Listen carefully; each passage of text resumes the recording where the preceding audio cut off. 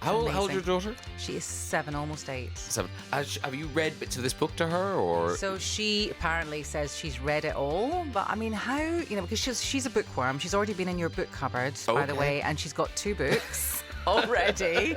She's just brandishing them at you right now.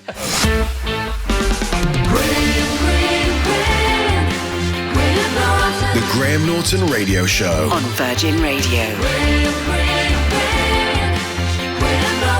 One of the reasons I wanted to write it is because people would say to me, "Oh, you're very confident, you're very this, you're very that," and I just wanted to tell people that it wasn't always like this. Someone who speaks for a living on the radio, as you know, there was a point where I couldn't speak and I couldn't talk to other human beings, and I used to send my mum into the shop to buy stuff because I was just so kind of riven with, I had no confidence. It just screwed out of me completely. Yeah. It was hard.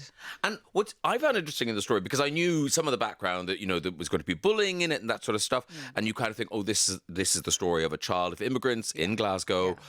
But in fact, your early years in Glasgow weren't like that. They were very happy. They were totally. I mean, I just, I had a wonderful time. We had a family of 6. We had amazing neighbours. I had amazing friends. I was in their houses all the time. There were a couple of people who were a bit off with us, but, you didn't really notice that when you were 6 or 7. You just explain that stuff away. Yeah. But as you get older into your teenage years, obviously it's difficult for most teenagers. And then you start to really notice the difference, and you're told that you're different.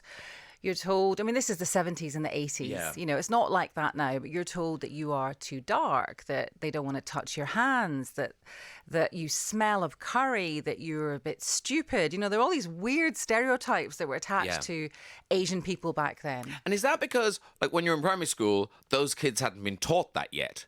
But by the time you get to secondary school, those kids have picked up on the stuff their parents are saying or the stuff their older siblings are saying. Yes, I think it must be that. But also I just think it was of the time, really, because you try to be as sympathetic as possible, and you think, well, if you were living in a majority white country and then all of a sudden people arrived who didn't look like everyone else, you probably would react in lots of different ways, because we're all human and we all have our prejudices, no matter how much we like to pretend we don't. I mean, I have my prejudices.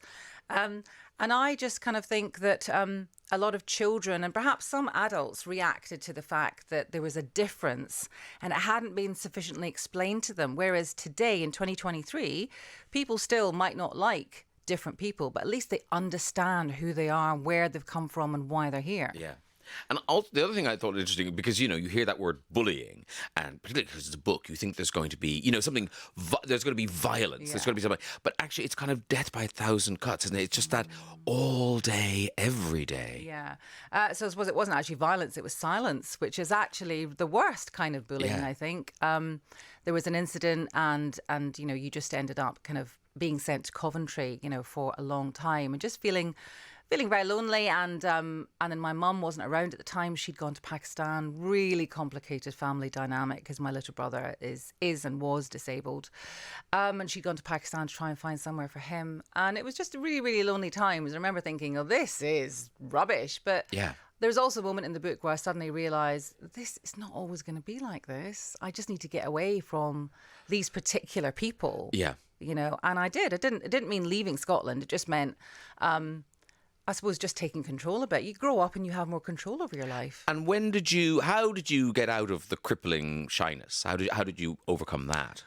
I think my mum was really patient with me. She was really good, and she just kind of, used to just try to talk to me about it. She didn't really understand because she had an amazing childhood. Well, she had an amazing childhood at school because everyone looked like her. But as in the book, it's also her story. She had a crazy home life going on with all these weird overstaying guests, shall we say. So she was really good at helping me. And then I think when I went away to university, and actually before that I went to a different school after the horrible school, and I just met some amazing new friends, and there's a picture of one in there who I'm still in touch with today, Felicity. She really kind of saved me.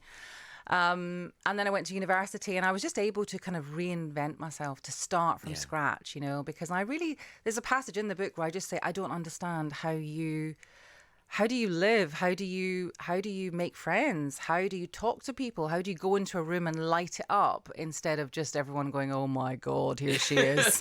It's like basically the goth, the darkness has entered the room. And that's how I felt, but that slowly faded away. And I mean, my first job was reading the news on TV in Scotland. I mean, it was just bad. And I remember thinking, I don't really want to do this, but I kind of was persuaded to do it. And I remember thinking, this is mad. And have you had, people talk about that circular moment where suddenly you are this, person on TV, there's whether it's right or wrong, there's a kind of status involved in that. Yeah. Have you had any of the bullies reach out and kind of go, oh yeah, remember we went to school?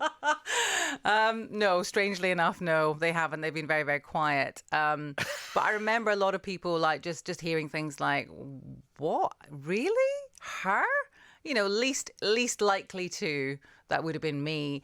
And I mean, this is not a kind of thumbing my nose, ha, ha, ha. These things just happened. For me, the success in life is just to be confident and to go out into the world and be able to experience whatever those ups and downs are. And I've had plenty of downs, especially recently, but that's life. Yeah. It's so interesting because someone's your mother. They're your mother and that's it. That's all they are is your mother. And then you read this and you kind of think that journey to go to meet her husband in Glasgow and get married and start this new life. I mean, it must be like going to the moon. Yeah, the thing is that the way we look at it is, I suppose, very different to how she looked at it because she was so desperate to get away. I think she found everything quite stifling. Yeah. Like she wanted to be a doctor, she wanted to do this, she wanted to do that.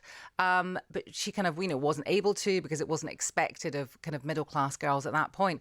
So the minute she found out that there was some family who were interested and the man lived in the United Kingdom in Scotland in a place called Glasgow that she never heard of, she just jumped at the chance. She was like so excited. Yeah. And she's always been a bit like that, willing to try absolutely anything. She wants to travel. She wants to try every food. She's always been like that. And I think that is very much a product of her stifled, difficult, domestic situation. Yeah.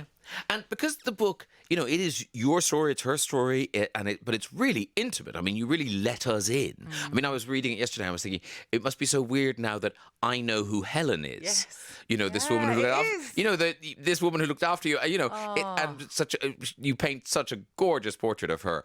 And what's it like now that it's been published, it's out in the world, and strangers know all this stuff? Yeah, I suppose that is quite weird because you're just exposing yourself, obviously, aren't you, when you write a memoir. But I thought on the balance of probabilities that was a good thing to do. And someone tweeted me the other day and they said, "Oh, I really loved your book. Not everyone will love it, but some people do." And she said, "I really loved your book, especially Helen." And I was just like, it felt really weird for someone to type her name into Twitter. And I was just like, hang on a minute, that's my Helen, but okay, you can have a bit of her now as well. I honestly do think about Helen at least once a week still, and she died in 1996, and I just wish that she'd met my daughter and and everything. She was always there. She was there for 28 years. Yeah. How old is your daughter? She is 7, almost 8. 7. Have you read bits of this book to her, or? So she apparently says she's read it all, but I mean, how, because she's a bookworm. She's already been in your book cupboard, by the way, and she's got 2 books already. She's just brandishing them at you right now. So when I was doing some earlier drafts, I gave her the paper, a scrap paper, and I said, just use the back. And then a couple of months later, she said, I did read it all, and I read all the naughty words. And I was like, okay. I don't know if I believe her, but she reads like all the Harry Potter books, so I believe her. I believe that's the face of a child you believe. Aasmah Mir, A Pebble in the Throat, is out now in hardback. And of course, we haven't even talked about Times Radio, but you can listen to Aasmah on The Breakfast Show on Times Radio, 6 a.m, Monday to Thursday. Aasmah Mir, thank you so much for coming to see us. And congratulations on the book. Thank you. And good luck with it. Thank you.